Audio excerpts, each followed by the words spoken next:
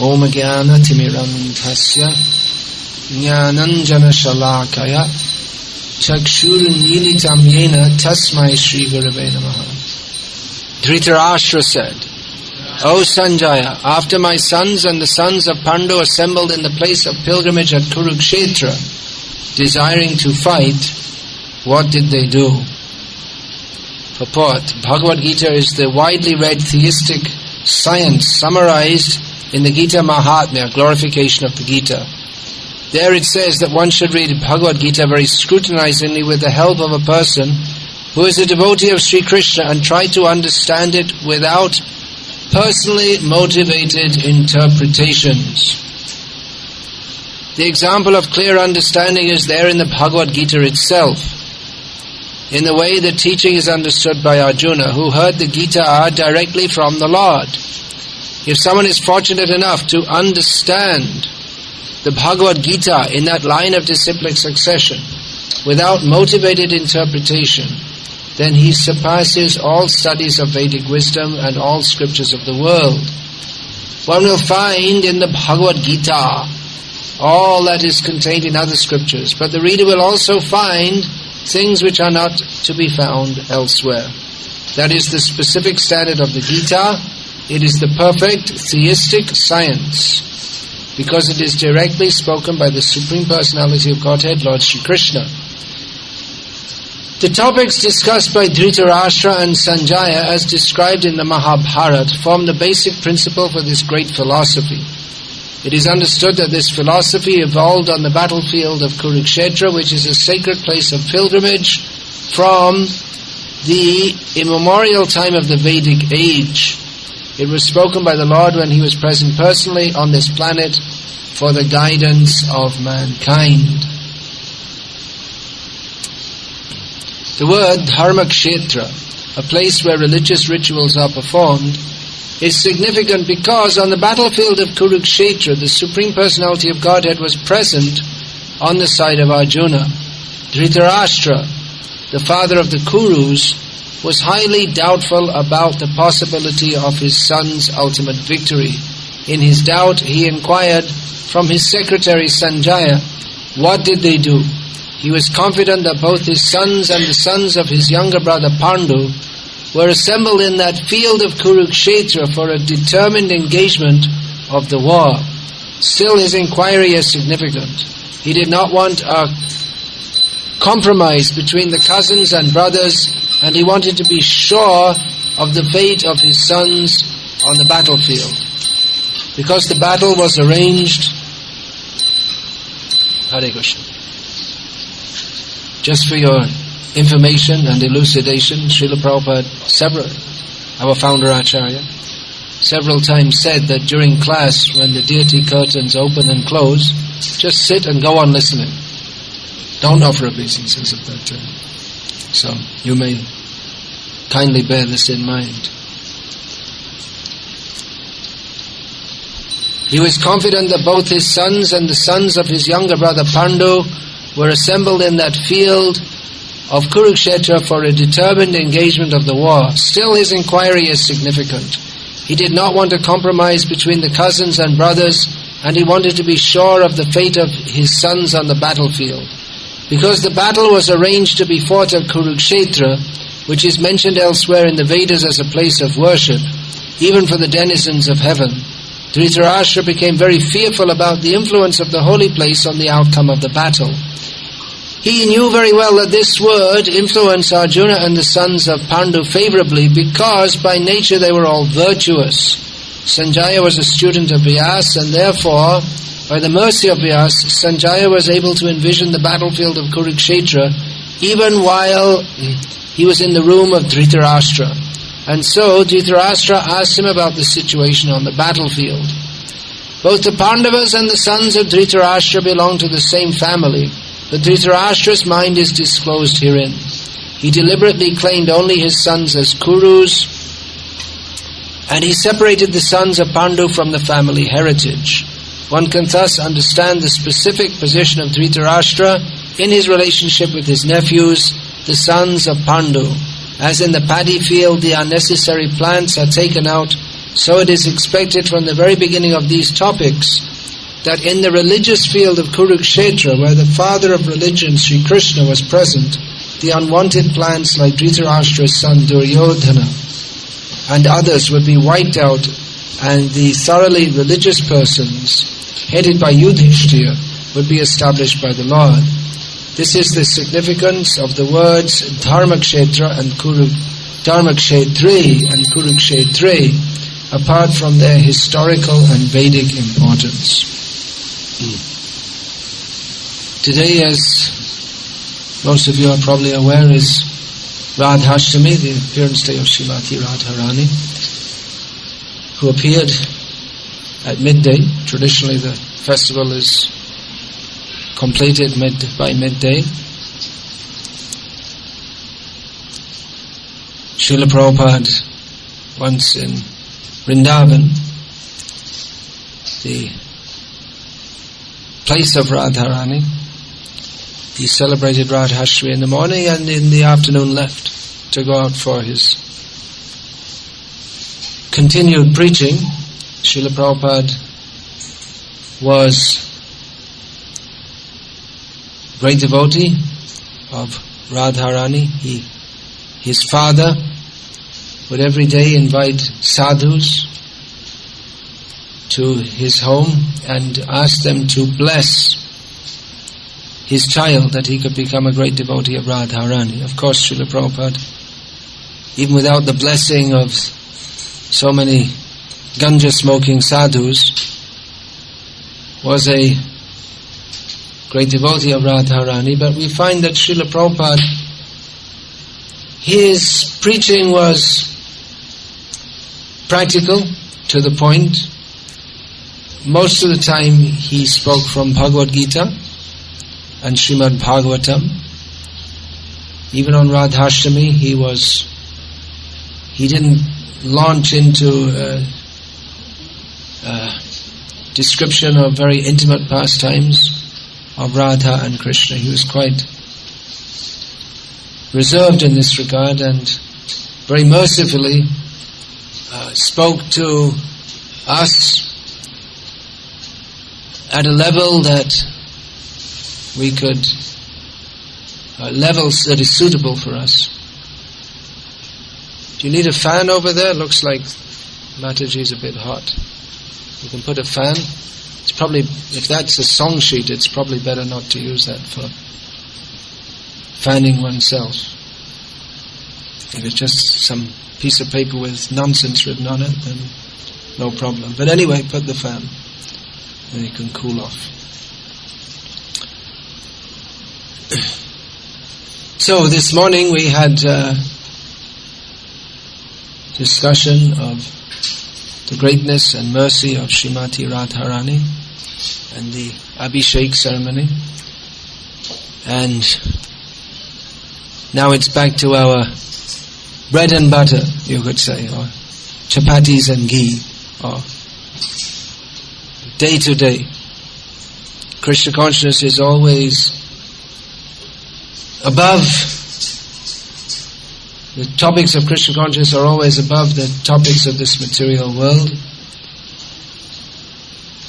But at the same time we have to approach those topics at a level that is suitable for our own present stage and advancement. Srila Prabhupada taught Bhagavad-gita as it is, always presenting Krishna as he is. I remember when I first saw this book, Bhagavad-gita as it is, I was surprised by the title. What is this as it is? I'd heard of Bhagavad-gita before, which for a Westerner in those days wasn't so common.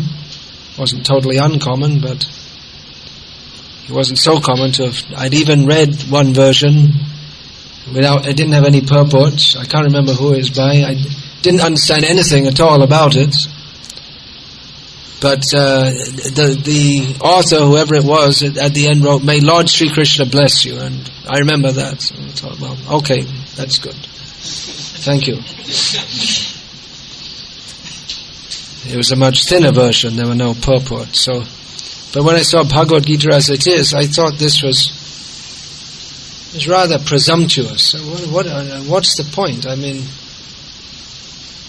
if it's Bhagavad-gita, it's Bhagavad-gita. If it's not Bhagavad-gita, then why call it Bhagavad-gita? Why say Bhagavad-gita as it is? It's just like if you buy a packet of milk, it says milk. It doesn't have various adjectives. Real, genuine, non-artificial. It's milk, it's milk. Of course, milk nowadays, may have other things added to it, but generally on the packets there's not a lot of description to try to convince the customer that it really is milk and we're not cheating you, we haven't just put some chalk powder and mixed it with water and we're trying to sell it as milk. If it's milk, it's milk, it's milk. Okay, it's milk. So if it's Bhagavad-gita, it should be Bhagavad-gita. But that's the point that Prabhupada is making in titling his book Bhagavad-gita as it is, that most of the editions of Bhagavad-gita, they are Bhagavad-gita as it is not, or not as it is, or as it isn't.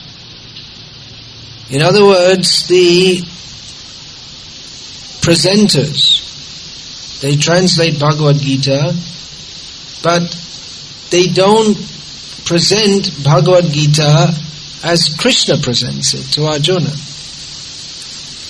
The result of hearing or studying Bhagavad-gita is that one should get the same result that Arjuna got. Krishna spoke to Arjuna with a specific purpose, to give instruction to Arjuna how he should act and why he should act. Not just in that specific instance. Arjuna's dilemma was based on whether he should fight or not. And in answering this question, Lord Krishna gave a template for everyone in every situation, what they should do and why they should do what they should do. So the same result, the same effect should be there if we're actually taking the message of Bhagavad-gita. Now that doesn't mean that everyone should put on armor, jump on a chariot and bring a deity of Krishna and expect him to drive it, and try and find out some Duryodhana. Even the most wild interpretations of Bhagavad-gita don't say that. But the statements of Arjuna and the actions of Arjuna, we should follow in the footsteps. What are these statements of Arjuna? Sarvam etad ritang manye yang mang vadasi Keshava. In the introduction to Bhagavad-gita as it is, Srila Prabhupada states that we should approach Bhagavad-gita, or we should hear Bhagavad-gita as Arjuna did. Arjuna said, Keshava, Krishna, everything you say to me, I accept it as truth. Generally this word satya is used as truth. That's a well-known word. Ritam, Rita, that's another term, similar term. Sarvam etab ritam manye, I consider everything that you say to me, Krishna, I accept it as factual, it's truth. Now, this is the big mistake of the interpreters, is that they don't accept what Krishna says. Either they don't accept what Krishna says as being actually the truth, they take it as a collection of statements which are subject to personal interpretation. They don't accept Krishna as he is, as the guru of everyone. Srila Prabhupada quotes the Gita Mahatmya. There's another glorification of Krishna by Shankaracharya. We don't accept everything that Shankaracharya says, but this statement of his, Krishnam Vande Jagat Guru. He worships Krishna as Jagat Guru, the guru of the whole universe, the guru of everyone. So Krishna is not only the guru of Arjuna, but he's the guru of everyone. At the present time, there is Ritvigvad, there is a philosophy that will go directly to Srila Prabhupada and be initiated by him. There's no need of any other guru, and Srila Prabhupada is the Jagat Guru. Srila Prabhupada is the Jagat Guru, certainly, inasmuch as he represents Krishna. But then, if we go directly to Prabhupada, then why not go directly to Krishna?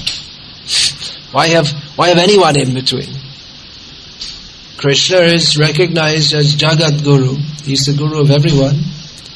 And Guru is one who carries the same message. One who carries the same message as Krishna is also Jagat Guru. It's also because the message that Krishna gives is applicable to everybody. So Krishna, what he says, that is to be accepted not simply as a philosophical statement to be pondered upon, chewed upon, reassembled, diagnosed. No, this is the system of speculative philosophy by which one can never understand what is Rita, what is the actual fact, what is reality. This is the Western system of it. There's not, or the Western system of philosophy, or the ascending process. That we may take what others have said in the past, but we take what we like from it and what we consider to be correct, and mix it up with in a big pot, a big stew of various ideas, and come up with whatever we like. And that's changeable and flexible, and there's no ultimate truth. Everything's relative, and no one can fully know the truth. Have you heard all these things said before? And what makes you so sure that you're right? No one can fully know everything. No one's perfect. This approach is stated by Lord Krishna to be demoniac. In Bhagavad-gita, Lord Krishna says, Asatyam apratishtam te Jagadahura nishvaram aparaspara sambhutam kimanyat kama haitukam. He says that the demoniac persons who do not recognize that there is a supreme controller, they say there is no ultimate reality. There is no ultimate basis of everything. And then how is everything going on in the world? By chance. Aparaspara sambhutam. Everything is going on. There's no ultimate relationship between everything. Everything is simply acting by chance, and the world is going on impelled by lust. Lust is supreme. So theism, Srila Prabhupada in this purport which we read today, Srila Prabhupada used this word theistic, theism. Bhagavad-gita, the first words of the purport. Bhagavad-gita is the widely read theistic science. So theism means, or it begins with, accepting the supreme controller. This is our day-to-day bread and butter philosophy. Not philosophy means here not just something concocted out of our minds, but the applying the God-given intelligence to understand Him as He presents Himself in Bhagavad-gita, as the acharyas, the self-realized students of Bhagavad-gita have taught this. So, there is the Supreme Controller. We are controlled. This very basic point, which materialistic people do not want to accept, but which is, if we analyze it, it is indisputable. We are controlled. This amazing truth that Srila Prabhupada told again and again and again. We are controlled. It's a revelation to most people. America, the land of the free, the land of opportunity, all this phantasmagoria, or in straightforward American, BS, about how this is the land of great opportunity. Well, there's the opportunity to think oneself very great before he falls down dead, like everyone else, all over the world and all over the universe. And without understanding Krishna, then it's useless. However big your car was, however big your bank balance was, however big your ego was, everyone has to die.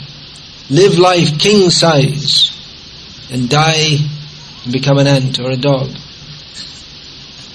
King of the ants. Well, actually it's a queen. There's feminism for you. If you become the queen ant, queen of all. So there is the Supreme Controller. We are controlled.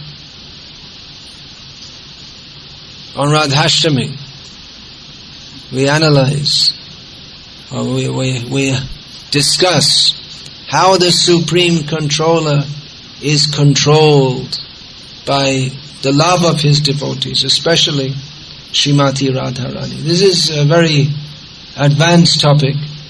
Our day-to-day topic, or our basic topic, is to understand we are controlled. We are not the controller. There is a controller. The ultimate controller is Krishna. There are many controllers. The child is controlled by the parents, traditionally. It's supposed to be. Everyone is controlled by the laws of the state. There are various demigods who control various functions. Speaking, eating, digesting. The movements of the planets. There are various demigods in charge of this. But the Supreme Controller is Krishna. Ishvara Paramaha Krishna. Satchidananda Vigraha. Anadir Adir Govinda Sarva Karana Karanam. Krishna is the Supreme Controller. He is not a product of this material world. His form is eternal, blissful, composed of eternity, bliss and knowledge. Not composed in a way that we can analyze, in not molecular structure, not exactly like that. It's difficult for us to understand because we have three-dimensional vision or three-dimensional cognition. But Krishna is ulangita vidhasima. He is beyond the three dimensions, the three limitations. In Vedic understanding, these three limitations are space, time and thought. We think in terms of space.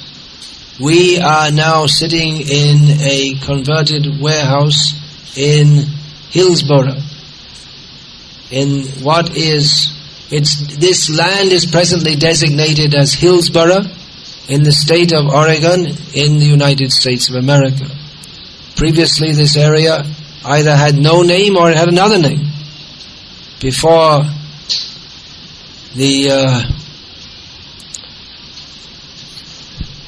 certain people of European descent came and massacred all the Indians and declared it the land of the free.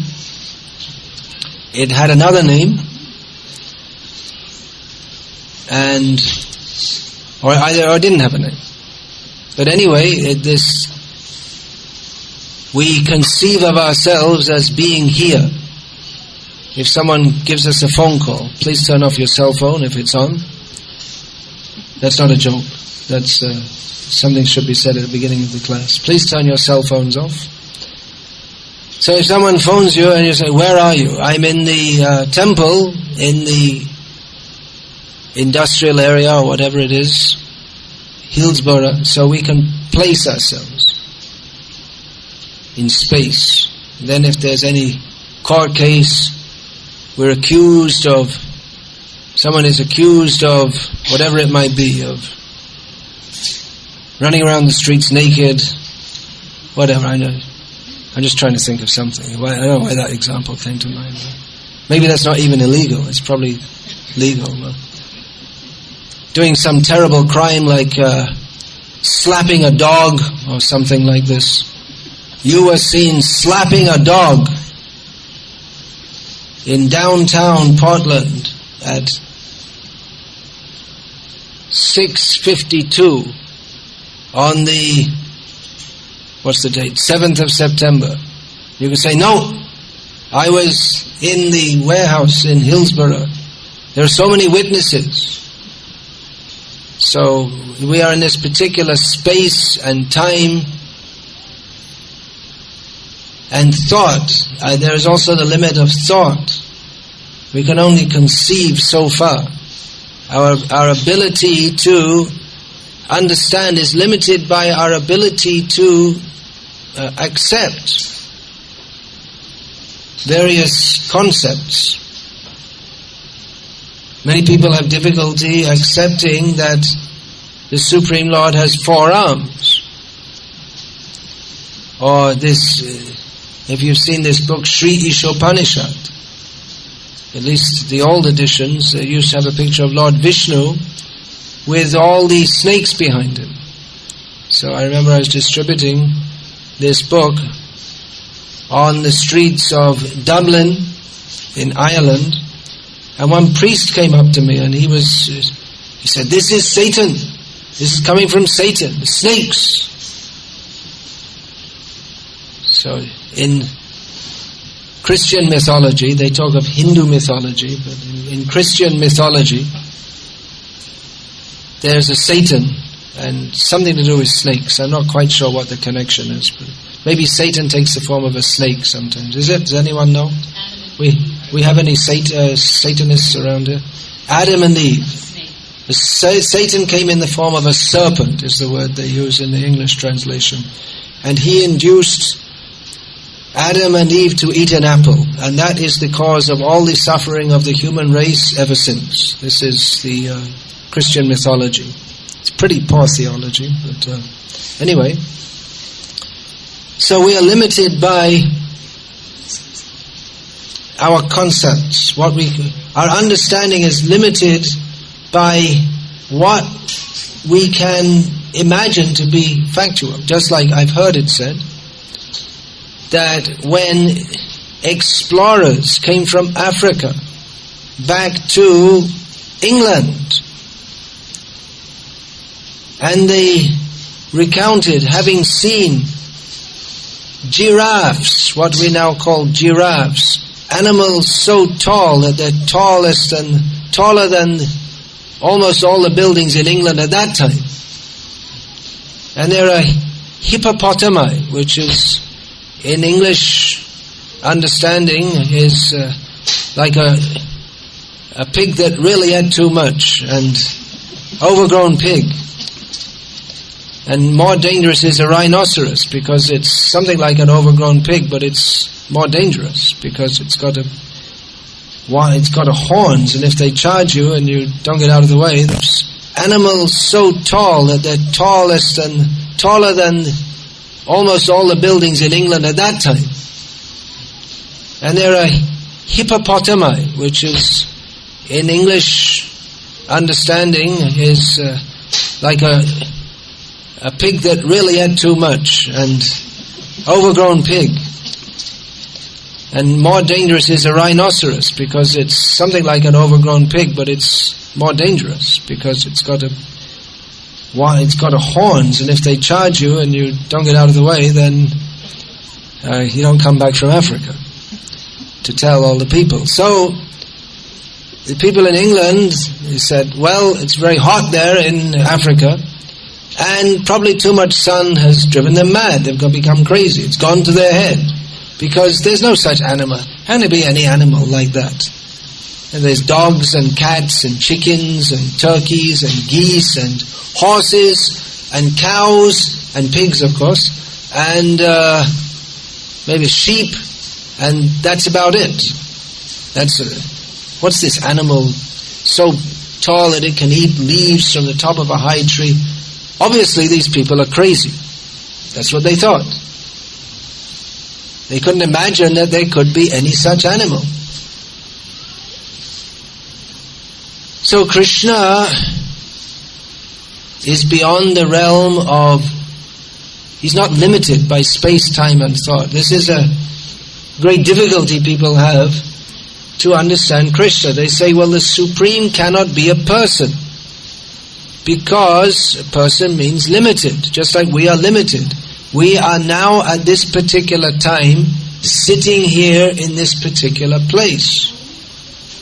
That means that that's a good alibi for us. If we're accused of some crime in Portland, half an hour's drive away from here, at the same time, on the same date, well, here's the evidence. We were here, we couldn't have been there.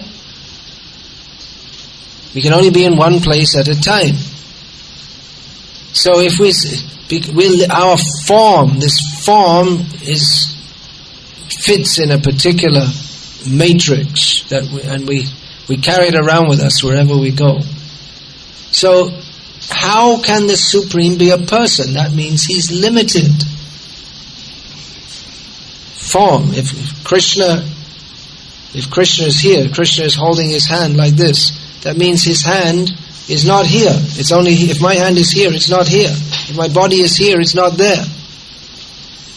But Krishna is not limited. He is here, he's there, he's everywhere. Yato nrsimho parato nrsimho, yato yato yami tato nrsimha, bahir nrsimho hidaye nrsimha. We sing this, that he's here, he's there, everywhere I go, he's there, he's inside, he's outside. The Supreme Lord is not limited by space or time. Vedaham samatitani vartamanani charjana bhavishyani tabhutani mang tu vedana kaschana. Lord Krishna declares that he knows everything past, present and future, but no one knows. So he is not limited. He's not limited by our conceptions. I don't believe that God has 4 hands, we declare. I don't believe that God this, that, so God has to come and bow down and say, oh, sorry, okay, I'll give up my 4 hands and I'll only have 2, because, you don't believe, then I have to acquiesce to your belief. No. This is back to front. People ask us, do we believe in God? It's the wrong question. Does God believe in us? If He doesn't, we have a big problem. Because we're dependent on Him. He's not dependent on us.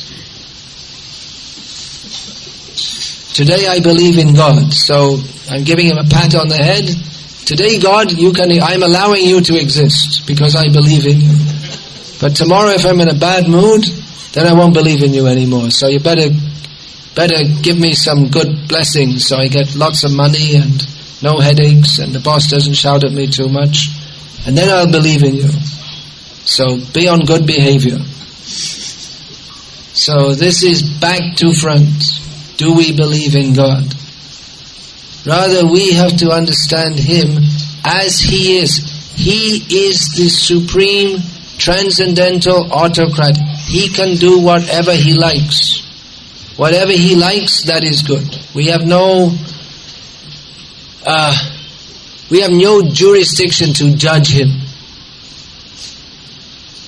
Of course, whatever he does is, fortunately, it's all good. Even if we don't understand that. Some people, they don't believe in God. Because they think, well, if there's suffering in the world, that's proof that there's no God. Because if God is good, then He would make everything nice for us. Some years ago, The Week magazine, a nationally distributed magazine in India, they ran an article, "Does God exist or not?" As if they have any eligibility to discuss this. So they were asking different people, "What do you think?" As if God's subject to an opinion poll. So one of the persons interviewed was what's his name? Jet Malani, is it? Yeah. Politician, lawyer, maverick of sorts. So his comment was, well, I used to believe in God. But when I visited the earthquake-affected area in Gujarat and saw the hands of the children sticking out from the rubble of their school building, innocent little children, they were sitting there studying, and all of a sudden there's an earthquake, and then they were all killed. So then I doubted. God is all good, so why should He allow such things? Or not just allow, it's going on because of Him. Not a blade of grass moves without God's, permission? Sanction. I think this was said by Mahatma Gandhi. You can look that up if you like. Put it on your list. I don't think it's a Vedic statement, but Srila Prabhupada also quoted that. And it's based on the Vedic statements.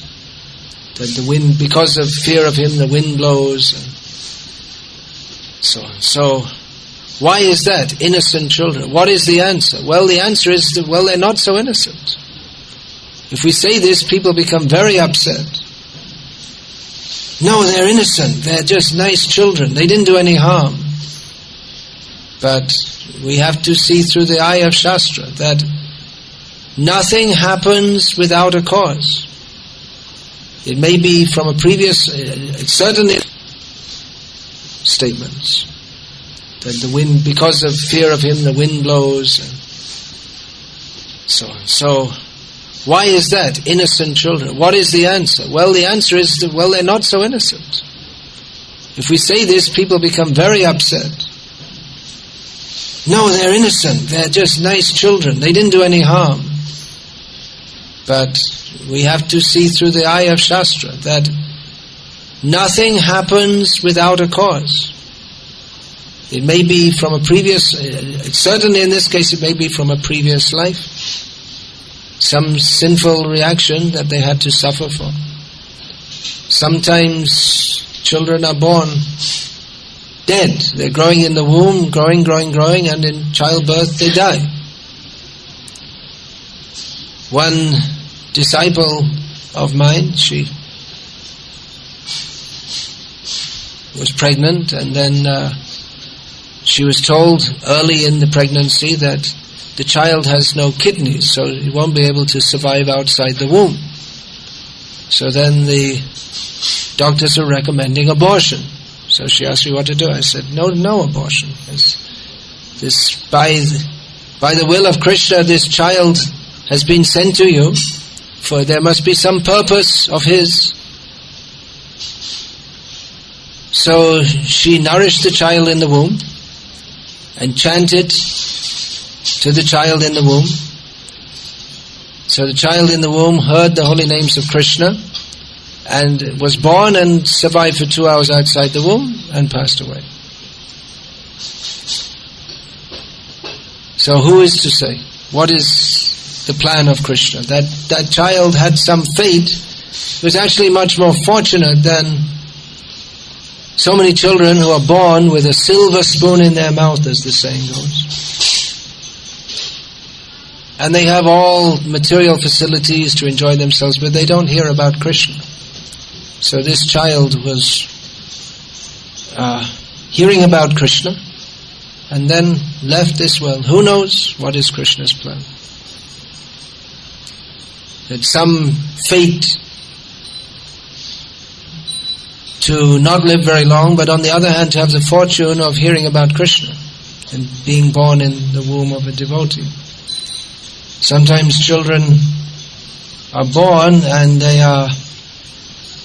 it's not very uncommon, they're mentally retarded or mentally, or whatever they call it, mentally challenged or something like that. They have different terms. They keep on changing the euphemisms. So mentally retarded, but then if they're born in the home of a devotee, they're very fortunate because they can't do any sin, but they can take prasadam and they can hear the holy names of Krishna. So in that sense, they're very fortunate. It seems very cruel to say that the children were not innocent, but no one is innocent in this world. Children appear to be very innocent, but their material desires manifest gradually. Hitler was a little darling child on his mother's womb at one point, no doubt. We think of him as the worst person of the 20th century because due to him so many people were killed. But that's going on in America today. How many animals have been slaughtered in America today? Genocide. It's an ongoing policy. So we think innocent. Who is innocent? Who's going to vote for McLean? Who's going to vote for Obama? Who's going to vote for the cows? Doesn't matter. Whoever's voted in, the cow slaughter will go on non-stop. Who is innocent? There are laws of nature. Purusha prakriti sto hi bhunkte prakriti jan gunan. Everyone is karnam guna sangosya sadasadyoni janmasu. We are in this material world, which is conducted under the modes of material nature, and we receive apparently better or worse situations due to our previous activities, due to the consciousness we have developed. Who is responsible? God is responsible. It's His fault. All the children died. It's His fault. No, it's our fault. Purusha sukha dukhanam bhuktritve hitu ruchyate. We are the cause of our own distress. That's why this Adam and Eve, it's like I said, it's very puerile theology. Trying to pass the buck onto, we don't want to blame God, so we blame Adam, and it's Adam's fault actually. And Adam will blame Eve. So it's very, very weak theology. It's our own fault. It's not God's fault that there's an earthquake. It's our fault. All our suffering in this material world, and it is all suffering, is caused by our own not accepting Krishna as the Supreme Personality of Godhead, not surrendering to Krishna. And that's why we have Bhagavad-gita as it is, because almost everyone who comments on Bhagavad-gita, they don't want to accept what Krishna says. They may accept it to some extent, philosophically, but the implication of Bhagavad-gita that Krishna is the Supreme Controller, we are to surrender to Him. We are the cause of our own distress in this material world. The message is very demanding. Krishna is the supreme autocrat. He's the supreme dictator. Everyone is under the control of Krishna. We cannot escape His control. Fortunately, it is a benevolent control. We're not meant for the earthquake-stricken, birth, death, old age stricken, the material world. We're not meant for that. We're meant for the land of Vrindavan, the land of happiness. But forgetting Krishna, we create a situation whereby there must be suffering, because forgetting Krishna, our natural love for Krishna becomes perverted into envy of Krishna, envy of others, the desire to exploit others. And that creates a reaction.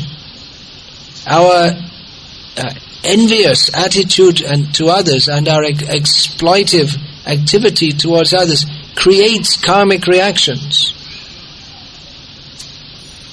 So Krishna, He's the ultimate cause of all causes, but the intermediate cause of our suffering is our own self. He gives us the choice. We can surrender to Him or not surrender to Him.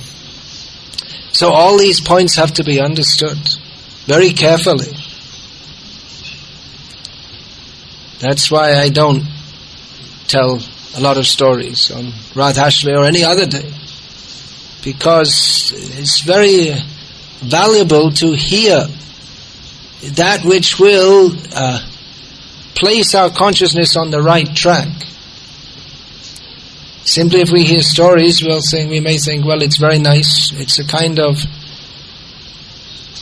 entertainment, we can say, but we find that Srila Prabhupada he always spoke in a manner delineating Sambandha Gyan. Who is Krishna? Who are we? What is our relationship with Him? Abhideya, how to act in that relationship. And Prayojan, ultimately to come to the perfection of life. So we worship Srimati Radharani. Every day, every moment we should. It's not just for Radhastami. Every day, every moment. But we can do that following in the footsteps of Srila Prabhupada, the great devotee of Srimati Radharani, by discussing and trying to understand and enter into the spirit of Bhagavad-gita as it is. Is there any question or comment, please? Yeah, please. Do we have another mic? No. All right. So please speak loudly. Please speak more loudly. Don't speak to me. Speak to the person at the back of the room. I'll hear it also then. Yes, thank you very much for your class. You were mentioning about that... Can you hear at the back? Can everyone hear? You were mentioning that Krishna is the supreme controller, and our daily meditation should be that we are controlled. So, although Maharaj, that is true, but we always feel that we are in control. Yes, that is our disease. We always feel that we are in control. Therefore we have to hear this again and again and again. That's why Srila Prabhupada spoke on these topics again and again and again. We have to hear. Shinvatang shradhaya nityam gunatascha shvate shitam. This we have to do. We have to hear with faith again and again, nityam, regularly, and endeavor to accept this and understand this. And then kalena nati dirghena Bhagavan vishate hridi. And then within not a very long time, Bhagavan, the Supreme Lord, will enter our heart or manifest Himself to us. So we have to hear regularly. It's not like some academic subject. You study, you get your exam, okay, now I understood it. You have to go on hearing. In the Bhakti Shastri courses, these are being conducted widely throughout the movement. So that's very good. But we shouldn't take this as like some academic subject. You study, okay, I studied, finished. Now I don't need to go back to that. And also, taking a Bhakti Shastri course, it's not a substitute for the standard program of regularly, daily hearing Shastra. It should be a supplement to that, not a substitute. It's required that we daily, regularly hear Shastra. That is the standard method of hearing for purification.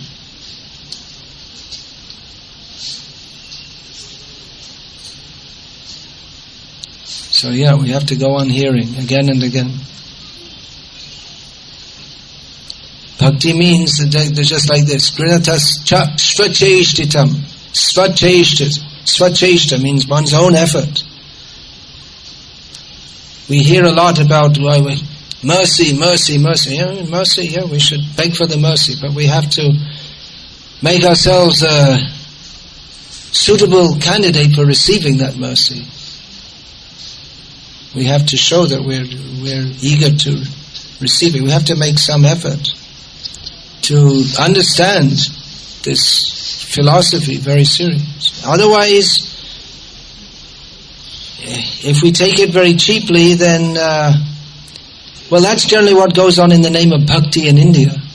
That people without making much effort for self-purification, they go to see some dramas. In Vrindavan they have these Leela dramas, and everyone feels very nice, but there's no endeavor for purification by regularly hearing, regularly chanting, following sadhana, and all these things. And people just say, well, it's just a matter of emotion. But they may make so many mistakes. Yesterday there was this drama where it began that, Sudama Brahmana he was living very simply and accepting whatever the Supreme Lord was able to give him. And that's atheism. That statement, which was at the beginning of the drama last night, is karma mimamsa atheism. I don't know if anyone else noticed. I noticed it. Whatever the Supreme Lord was able to give him means that the Supreme Lord is limited in his ability to give. He can only give according to what the person deserves. This is karma mimamsa philosophy, which is atheism. So it's better before writing plays to become a disciple, to hear and understand. Otherwise, so many mistakes will come. Bhakti really, it's a full-time job. It's not a part-time job. It's not a hobby. You have to do, in this miserable modern so-called civilization, you have to do the best you can. But we should understand it's not a very conducive situation for cultivating bhakti. So one should hear and absorb very carefully before attempting to teach others. Writing plays that's the work of great acharyas, actually. It's better if we're going to have plays just to take the words from Shastra rather than... Because you see it, you may say, well, it's an innocent mistake, but it's a very serious mistake, actually. So I'm just giving that as an example. If we don't get it right, we get it wrong.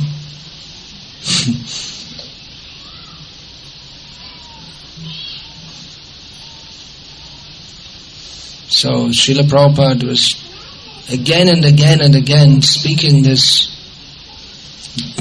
what we call basic philosophy, which often it seems nowadays people, we don't like to hear it, or it's just presumed that we all understand it and we'll all just hear leelas. But it certainly wasn't Srila Prabhupada's policy. He spoke the basic philosophy again and again because, just like you say, theoretically we may understand I am not the controller, but practically we feel like that. And the American way of life particularly promotes the illusion that each individual is a great controller and a great individual, the rugged individual. It's nonsense. It's Maya, it's illusion. But we feel like that. So we may have a Bhakti Shastri degree and we may have passed our tests and all this, but we have to hear again and again and again that we are not the supreme control. We are controlled. We are not the body. We are not the mind, the body, or the senses. We have to hear these things again and again and again. Then we can gradually come to that consciousness, because at every moment, everything in the world is reinforcing the misconception that we are separate from Krishna, that we are not controlled, that we are the enjoyers of this world. So we have to hear these points again and again and again. And no doubt it's much more fun to hear some stories and this and that. And stories of Krishna are very nice, but we have to understand who Krishna is. Otherwise, the tendency is, when we're hearing about Krishna, who is that Krishna we're hearing of? Or what is our understanding of Krishna? Where do we learn about Krishna from? From the Mahabharata on TV? Or from Amar Chitra Katha, some cartoon books of this, or some Mayavadi on Asta channel? Well, they don't talk about Krishna. If they do, it's all mixed up. So we have to hear from the devotees, from the Shastra, from Bhagavad-gita as it is, who is Krishna? Because if we don't understand who is Krishna, and we're hearing about Krishna, if we don't understand properly, that means we misunderstand. And therefore so many misunderstandings will come out. Sudama was living on whatever the Supreme Lord was able to give him.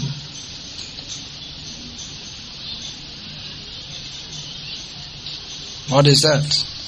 Then he's not the Supreme Lord. Then the Supreme Lord is himself, he's subservient to other laws. That's the implication of that statement.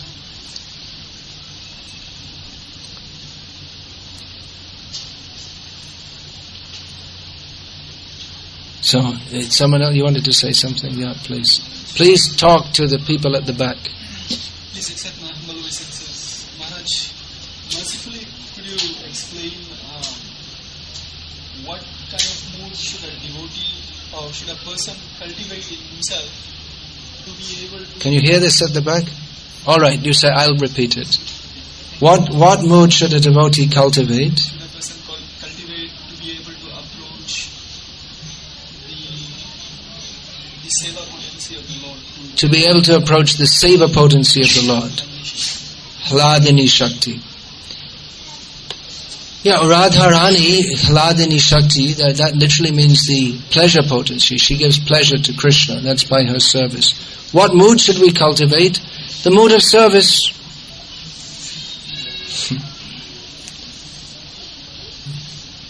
Service mode. Sevanmukh. Sevanmukhe hi jivado swayam eva spurati adaha. Approach the mood of that I'm only here to serve. I didn't come to get anything for myself. Chaitanya Mahaprabhu has taught this. Na dhanam, na janam, na sundarim. Kavitam va jagadisha kamaye. Mama janmani janmanishvare. Bhavatat bhaktira haituki tvai. I haven't come asking for something for what I wrongly conceive to be myself. I wrongly conceive myself to be this space-time worm, this worm stuck here in this particular blip of time, in this particular blob of space, and I want money, women, followers. I haven't come like that. I've come understanding myself to be your servant, Krishna.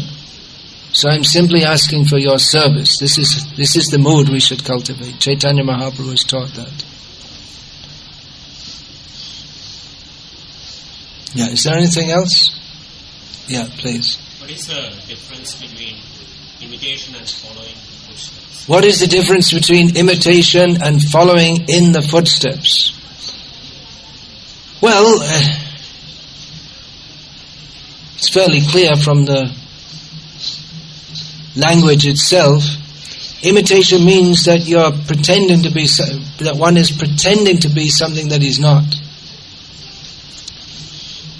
Just like I've heard it said that some housewives from Delhi, they from time to time go to Govardhan and perform Govardhan Parikrama, and call, as they're going around, they call out, "I am a gopi, मैं gopi हूँ." Then they go back to Delhi and, it's life as usual, TV's on and they're chatting with their friends. So they're part-time gopis. But Krishna doesn't want there's no such thing as a part-time gopi. It's a eternal occupation. So that is imitation. Following in the footsteps means to accept the parampara of pure devotees and accept their instructions, which are suitable to us according to our present situation.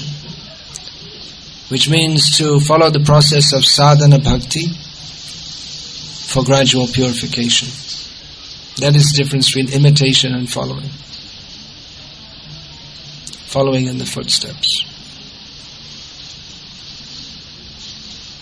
Not to artificially imagine oneself to be highly elevated, but to act according to one's eligibility. Adhika, the word is used, adhika, this is a very important term. It means our level of eligibility.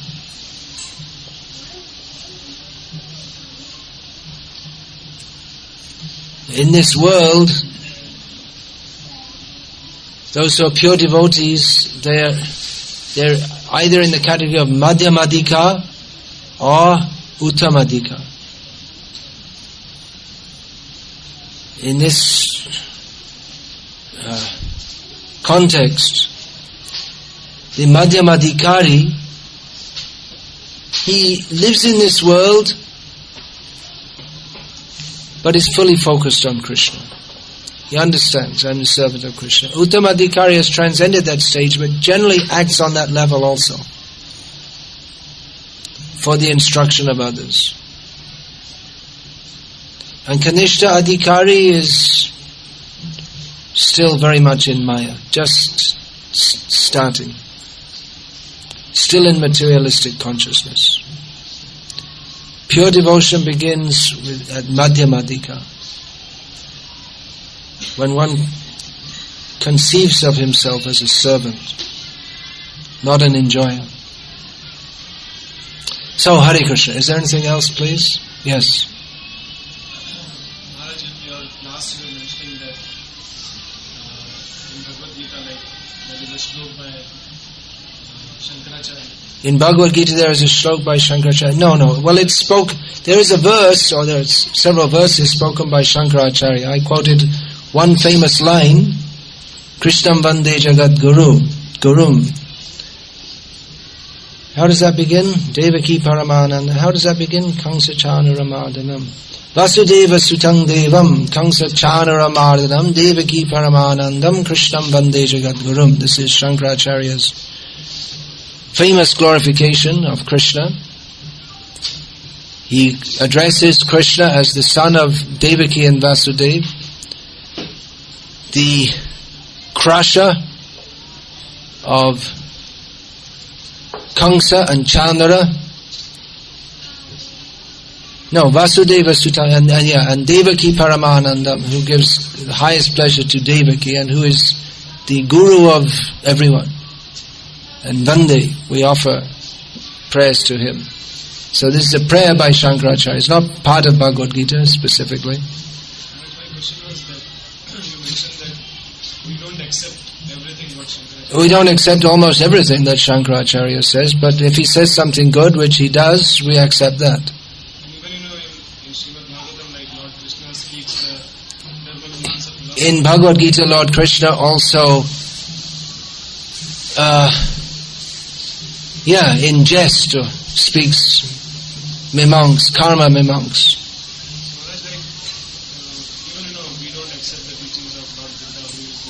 We don't accept the teachings of Lord Buddha. Mostly, yes, we don't accept what he says. We don't reject everything that he says. This is why actually we need acharyas, because someone might say, well, Krishna is saying karma mimamsa, so it must be correct. So we need acharyas who have understood the speaks mimangs, karma mimangs.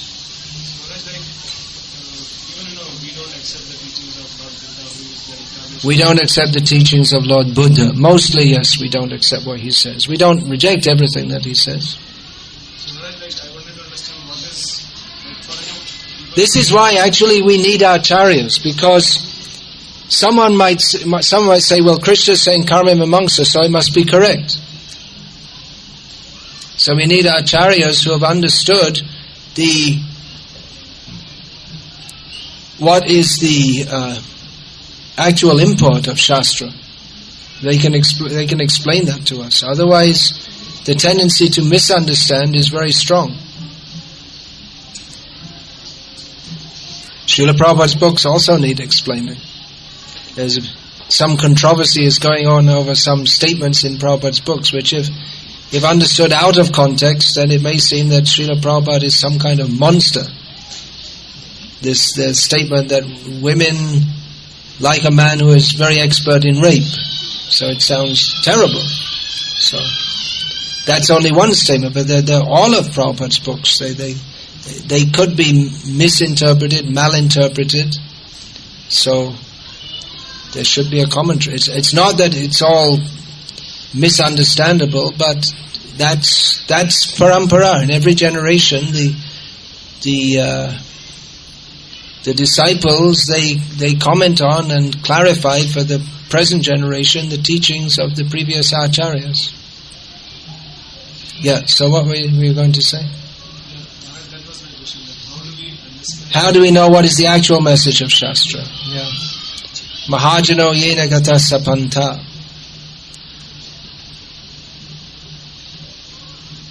How does that verse begin? Shruchayo vibhinna. Tarako pratishta shutiyo vibhinna nasa vrishya yasya matangna bhinnam dharmasya tatvam nihitam guhayam mahajano yena gata sapanta. How can we understand the Yaksha Rupi Yamaraj asked the same question to Yudhishthira. Well, how can we understand the truth? And the answer, Yudhishthira brought out the implications of the question by saying that, well, it's not simply by discussion or argumentation or logical analysis that nothing can be established, because someone says something and someone comes and says something else. And even the scriptures appear to say different things. And all the philosophers, they've all got different opinions. You're not even considered a philosopher unless you have a different opinion. So what is the actual essence of dharma? That is in the heart of the pure devotees. Therefore we should follow in the footsteps of the great devotees. Dharmasya tatvam nihitam guhayam. Guha, this word means heart. The more common meaning of the word is a cave. So some translators have said that the truth of dharma is found in caves. This, what is it? Emendatta, maybe the first translator of Mahabharata into English. So he's not a Mahajana. He doesn't understand. You have to go to a cave and find some yogi, maybe he's sitting in a cave. Then you can understand. No, that's not the meaning. Then the question comes, who is a Mahajana? And it can go on like this. There'll be different. Bhaktisiddhanta Saraswati has analyzed, and Prabhupada extrapolated that further For the demons, Hiranyakashipu and Ravana, they are Mahajans. For the scientists, Einstein is a Mahajan. So for them, the truth. Einstein, he knows the truth. Einstein wasn't such a fool that he said that, but some people say that. So who will know? That requires mercy. Ultimately, it's the mercy of the Supreme Lord. Who knows they know?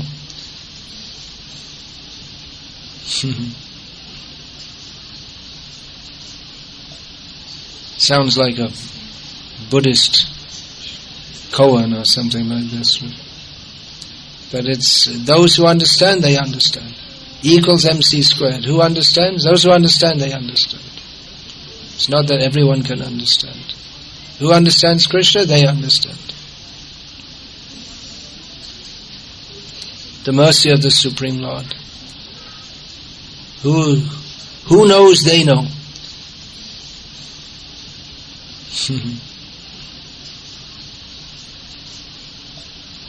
Sounds like a Buddhist koan or something like this.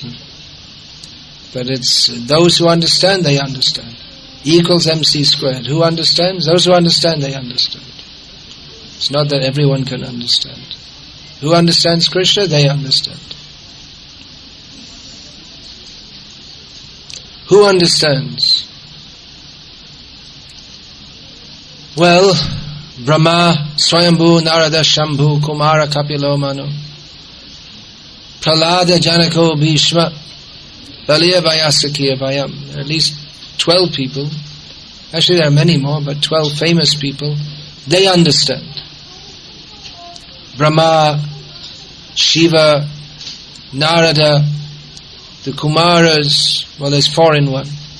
Kapila, Swayambhuva Manu, Bali, Pralada, Janak Maharaj, Bhishma, Shukadev Goswami and Yamaraj, they understand. But then again, Brahma, he says, Jananta eva janantu, kimbahu janame prabhu, manaso vachaso vapo, vaibhava tava gocharaha. He says, well, actually, Krishna, I don't understand you. So who understands? Brahma says that some people think they understand Krishna, but as far as I'm concerned, neither by my mental efforts, physical efforts, or verbal efforts can I understand you. So who understands Krishna? Who understands him as he presents himself in Bhagavad-gita as the supreme control?